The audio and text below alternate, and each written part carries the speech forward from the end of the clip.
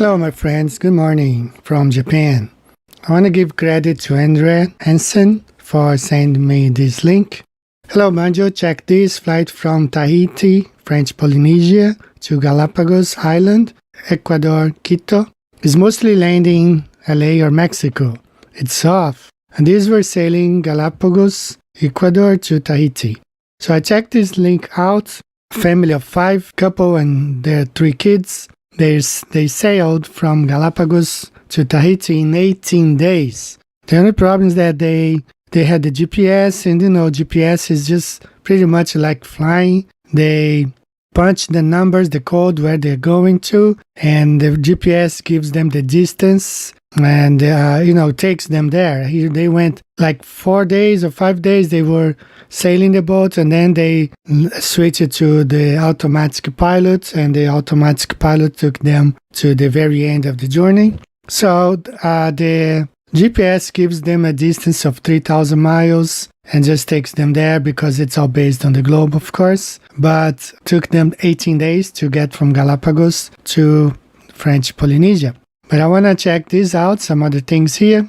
So what I did, I went to the website. I tried to book some flights from Tahiti to both Quito in Ecuador and Lima, Peru, because, both places there's a lot of tourist destinations, especially Lima, Peru, with all the Machu Picchu. There's a lot of things to see in that region. Bolivia, you can go to Pumapunku in Bolivia. So in theory, the distance between Tahiti and Ecuador would be 4,975 miles.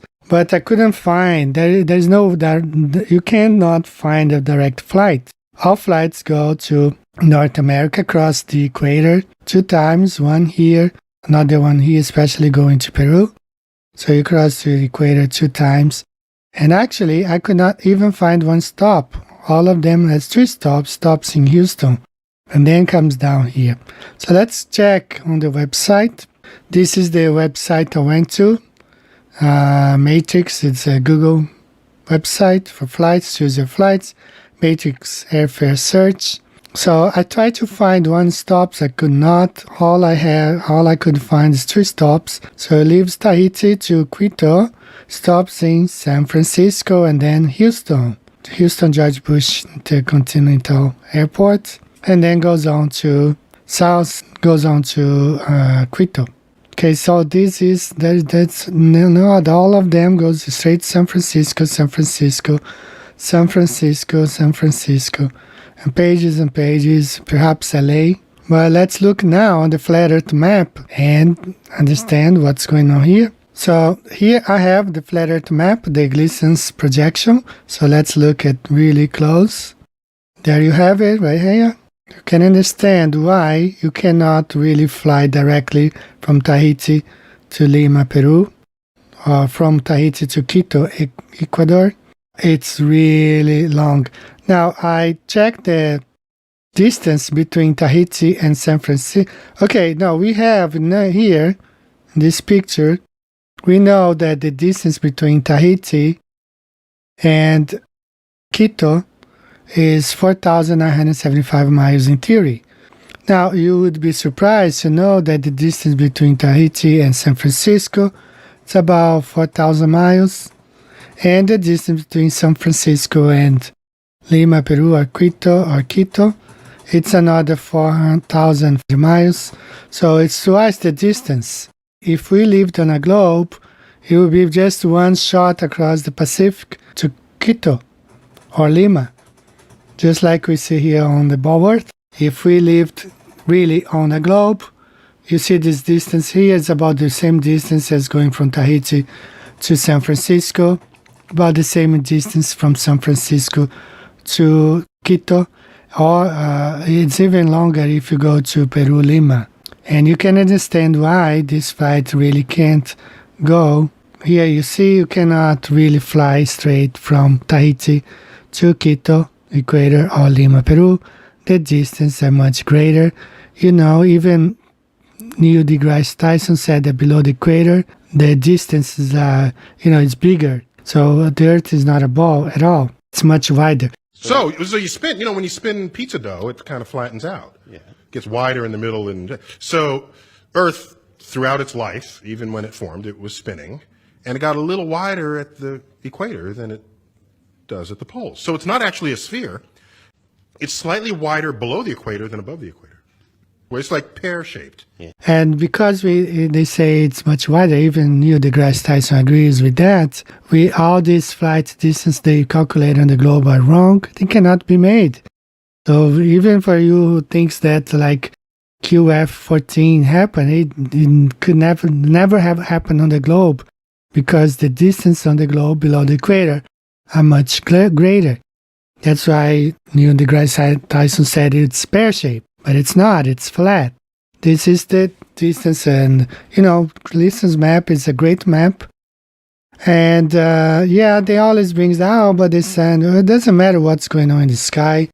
We're talking about land masses, and all the flights. Every time we connect the flights to the flat Earth map, distance map, we got it. Things matches up. So here's the flights: Tahiti, San Francisco. They stop in Texas, and then they go down to Quito, Ecuador, or Lima, Peru. And that's the way. There's no other way. You can check on the website. Let's go there again. Here you go. Tahiti. You stop in San Francisco. Stops. San Francisco, Houston, and then goes on to Quito, Ecuador. And the reason is right here. You can see the flat Earth map. If Earth was really a ball, and this flight could happen on the globe, but it does not work on the globe. It can only work on the flat Earth map. Another proof, another nail in the coffin of this fake globe based on science fiction. All the things that were once considered science fiction are now centerpiece in our understanding of the nature of everything. In science, we always say that you make observations, you have a theory, you go make more observations, and it's a very, very tedious process. Wrong. Nobody that I know of in my field uses the so-called scientific method. In our field, it's by the seat of your pants. It's leaps of logic. It's guesswork. The true shape of the Earth is right here. We live on a flat, non-rotating Earth, Bible-based, under the Creator. That's what it is. Especially you globers. You gotta abandon this fake science fiction globe. It's just based on an imagination. As Michio Kaku said, in science, we always say that you make observations, you have a theory, you go make more observations, and it's a very, very tedious process. Wrong. Nobody that I know of in my field uses the so-called scientific method. In our field, it's by the seat of your pants. It's leaps of logic. It's guesswork. So you see, it's all based on imagination, guys. So this is all for today, guys. Take care. See you next time. Bye-bye.